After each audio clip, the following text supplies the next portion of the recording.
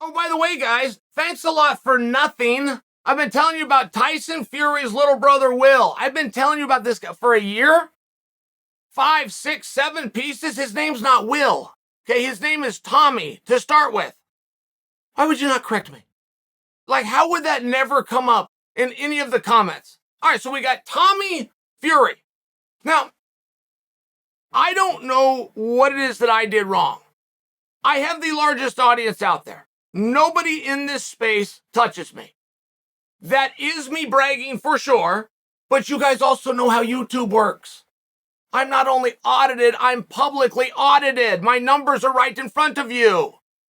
So as the largest, most trustworthy voice in this space, what part about me telling you Tommy Fury was not going to show up at Madison Square Garden, he was not going to box Jake Paul? What part of that made you still cling to hope that he was? Somebody else must have told you he was. I would like you to name names. Who is the somebody else who you thought, foolishly so? I mean, you got to be feeling awfully stupid right about now. But even foolishly so, who was the somebody who you thought opinion and or words trumped mine? How could that possibly be? I didn't go around and around, guys. I said, give Tommy a break. The pressure that you would have to be under in that family. When your pops is a tough guy and he expects you to be a tough guy. Oh, and by the way, your brother who grew up across the hall listened to pops and went and became a tough guy. Like, there's a lot on that. I mean, not for nothing, there's a lot on that. He's a very handsome guy. People appear to like him. I hear that he does some TV stuff in England. I've caught a couple of his interviews. He's got these captivating eyes. I mean, he really does. He speaks well. I don't know a lot about those shows that he does in England, but I could see that he's got a bright future. And what's he doing in their boxing anyway? That whole thing was weird. But it wasn't just he didn't want to do it. He didn't want to be the one to embarrass the family. It's the entire industry. There wasn't a boxer amongst them that wanted to get in there.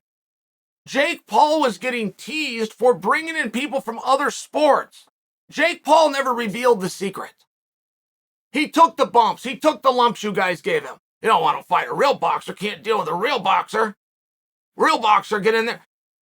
He took those lumps and bonks over the head because he's new in an industry and he wanted to protect the secrets. If Jake was to ever been open and candid and honest, he would have said, guys, fellow boxers don't want in there with me. They're scared they're going to lose. And I'm not guaranteeing you I'm going to beat them all. I'm just guaranteeing you that I'm going to train hard. I'm going to pick the right opponents. And I can definitely beat you. I don't get tired. And I don't really mind taking a hit. And it turns out I punch pretty hard. And my combinations aren't bad. Right? I mean, it was one of these things. Jake never built himself up. He never did. But through that same humble process, he did look out for the industry of which he is trying to join. He looked out for the industry by not outing the whole thing. Is there's nothing but cowards here, guys. I have to go to MMA guys. I have to call up Dana White and company. Or I can't get a guy that can fog a mirror. They'll show up on the date that he said he would. That's the secret that he's been keeping. Now, you guys get hit with something fugazi. I've seen this a million times. Well, what was Paul's excuse? In fact, not Paul's excuse. Tommy Will Fury. What's wrong with you guys?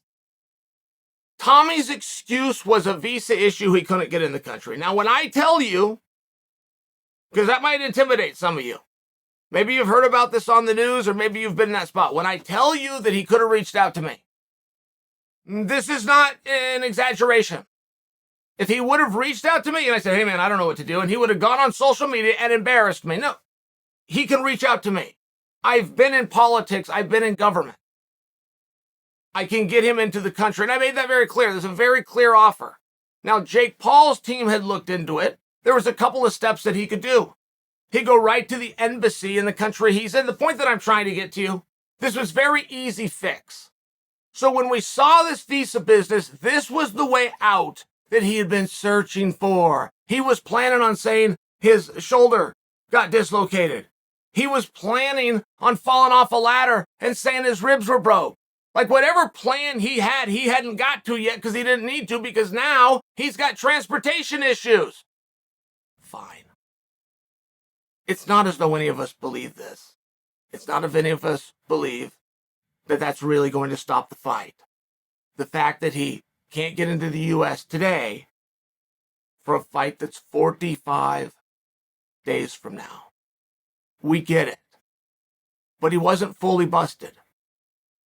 That was a decision outside of his control. Once he goes and does the I fell off the ladder routine, once he's got the hurt shoulder but can't back it up with the MRI, once he's got the kink in his neck but he can't quite get it straightened out by anybody with a higher degree than a chiropractor, once we get there, we're in a little bit of Sillyville. But he decides to make a statement and he decides to put it in writing. Now, there's never any doubt for me. Tommy Fury is not going to box Jake Paul. Hard stop. There was never any doubt. I pled with you guys. Do not buy a ticket for this. Don't circle this on your calendar and don't get excited. It's not going to happen. It just isn't going to happen. But then he came out in writing to confirm everything that Chael said was true. And Chael didn't come to you with a suspicion or a guess. I have made a life of reading people. A life of it. I know who's who and who's not. We don't ever have to touch. I will sit across the table from you and I will know who's real and who's not. Tommy Fury, when he puts out this statement, says in there, and it's the last two lines of the whole thing, if we can find a neutral country that we can both get into, stop. Stop. He's now not asking for a flight. He's now not asking for a visa. He's now not asking for somebody with a friend or a family member who's in the House or the Senate to make a phone call and to get this waived. He is letting you know I'm not coming to the United States of America.